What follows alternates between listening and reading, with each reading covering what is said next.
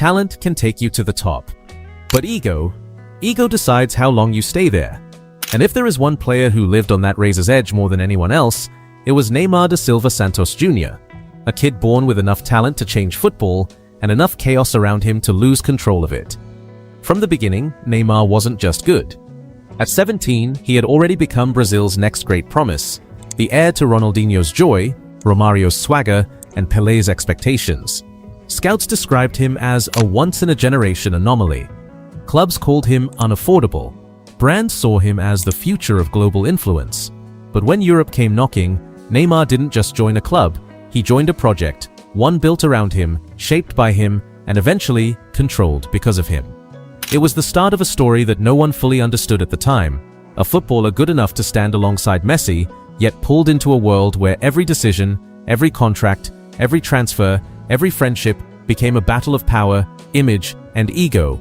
Because Neymar's downfall didn't happen in one moment, it happened slowly, quietly. A little less discipline here, a little more influence there, a little more control demanded by those around him, until the bright future he carried started to dim under the weight of pressure, expectations, and the people who wanted to own a piece of him. Before delving deeper into the invisible hands that shape politics, money, and careers, liking the video, subscribing, and answering the question I will ask you at the end of the video in the comments plays a much bigger role in the growth of this channel than you might think. What you are about to hear is not just the story of a superstar, this is the anatomy of a fall.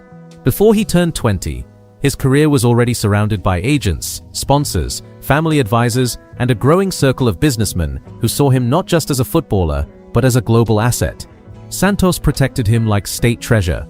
Brands fought for him before he even debuted in Europe. And the world, led by Brazil's desperate search for a new hero, crowned him before he ever earned a crown.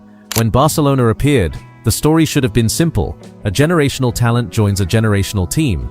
From the moment he landed in Europe, Neymar's life wasn't just about football anymore. It was about power. Who controlled him? Who benefited from him? Who made decisions on his behalf? On the pitch, he fit in brilliantly, a perfect third piece beside Messi and Suarez. But off the pitch, the machinery around him grew stronger. More pressure, more influence from people who saw Neymar not as a teammate, but as a brand. And slowly, you can see the first cracks forming.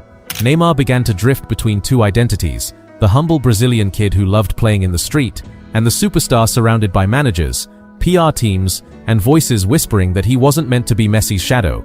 This was the seed of everything that came later, the friction, the frustration, the decisions that would define his legacy. Because Neymar wasn't falling yet, but he was being pulled, and when enough hands pull you in different directions, something eventually breaks.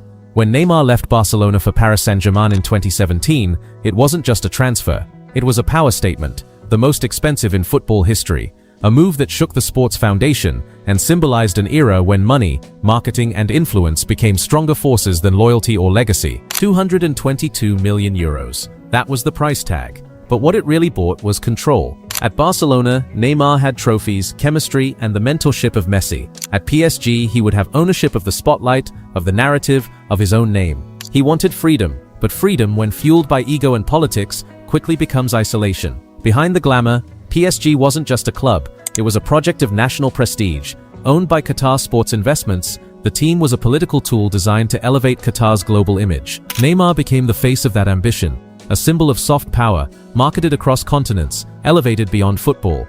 In Paris, every goal, every injury, every party became a headline. Neymar was now not just judged by his play, but by his persona. His friendships with politicians, his nights in Brazil, his clashes with fans, all became part of a larger story. A superstar who seemed untouchable, yet constantly under siege. The more PSG promoted him as an icon, the more his identity as a footballer faded. Neymar was no longer just a player. He was a brand, a product, a walking investment that had to perform both on and off the pitch. And in chasing that image of total control, he started losing the very thing that made him different: joy. Paris was supposed to elevate Neymar. Instead, it exposed him. For the first time in his career, the spotlight began to weigh heavily on him. The kid who once played with a smile, who danced past defenders as if the ball weighed nothing, now carried the burden of a nation, a project, and a billion-euro expectation on his shoulders. And joy slowly drained from his game. At Barcelona, football had been simple. Messi and Suarez shared the weight, shared the rhythm, shared the responsibility. In Paris, everything pointed back to one man. When the team won, Neymar was expected to be the reason. When the team lost, Neymar was blamed for not being enough. Every touch, every injury, every decision became a referendum on his character.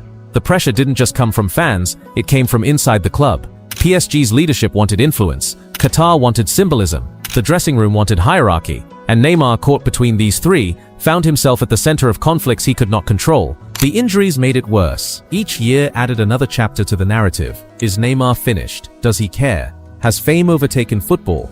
But people forget the truth.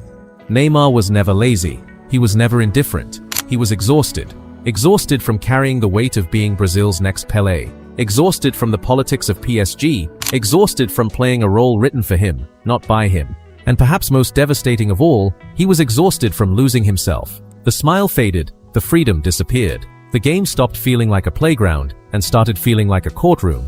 Neymar wasn't falling because he lacked talent. He was falling because the world around him kept pulling him apart. Neymar's story in Paris took its sharpest turn the moment Kylian Mbappé stopped being the prodigy and became the powerhouse. At first, PSG sold the idea of a duo, two megastars, two futures intertwined, two faces of a project that was supposed to dominate Europe. But football doesn't work like that. A club can have two stars. It can only have one axis. And slowly, quietly, inevitably, the axis shifted. Mbappé was younger, faster, French, a World Cup winner. Politically, commercially, emotionally, he was the club's new center of gravity, and Neymar felt it. Directors took fewer meetings with him. PR campaigns featured him less. The team's tactical system bent toward Mbappe's strengths, not his. For the first time, Neymar wasn't the sun.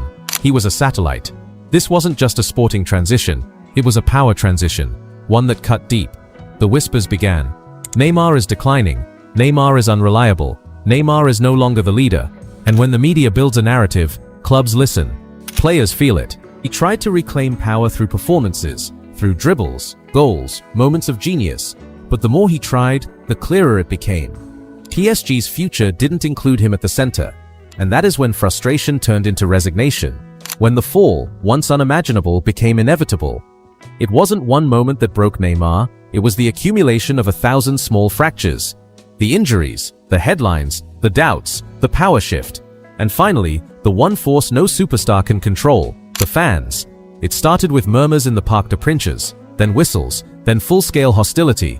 Neymar, once welcomed as the Prince of Paris, now walked onto the pitch under a storm of boos, not because of a single mistake, but because he had become the symbol of PSG's unfulfilled promise. To the supporters, Neymar represented everything the project failed to achieve: Champions League glory, stability, identity, commitment. They didn't just blame him for losing, they blamed him for not fixing the broken parts of the club, an impossible expectation for any player, even one as gifted as Neymar. The relationship fractured, fans turned, management distanced themselves. Neymar felt increasingly isolated, misunderstood, and unwanted. All the pressure, all the politics, all the noise eventually forced Neymar into a corner. He had two choices: fight a system that no longer believed in him, or leave it entirely. And so, for the first time in his career, Neymar didn't choose ambition. He chose escape. The only question left was, escape to where? When the news broke that Al Hilal had made an offer for Neymar, most people assumed it was just another rumor, another headline thrown into the endless storm surrounding his name. But inside Neymar's circle, the truth had already settled. Europe no longer had room for him. Not because he lacked talent, but because he no longer fit the narrative.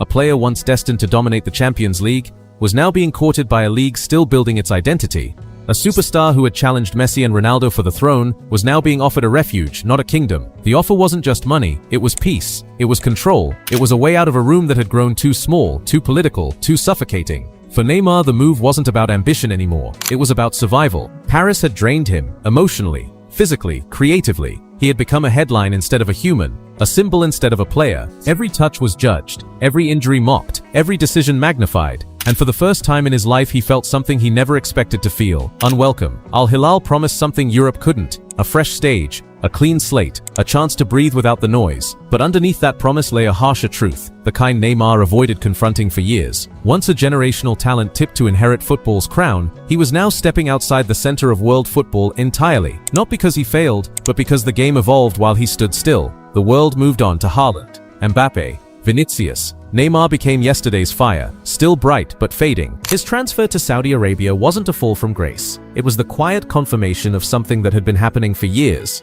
Neymar's story was no longer about becoming the best in the world. It was about finding a place where he could still love the game without being crushed by it. And in choosing that, he revealed the most painful truth of all. Sometimes the greatest talents don't get defeated by rivals, they get defeated by the weight of their own myth. From Santos to Barcelona, from Paris to Riyadh, and back to Santos, Neymar lived inside a machine built to profit from him. Every step of his journey was shaped by people who wanted influence over the world's brightest star. And every year, as that circle grew, the kid who once played barefoot in Mogi das Cruzes slipped further away, a player gifted enough to define a generation, yet trapped in a system that turned him into a commodity long before he became a champion, a talent capable of rewriting history but pushed into narratives that weren't his to control. In the end, Neymar didn't fall because he stopped being great. He fell because greatness alone is no longer enough in modern football, not when the game demands not just excellence, but politics, perfection, and total obedience. So what remains of his legacy? A career that could have been the greatest of its time,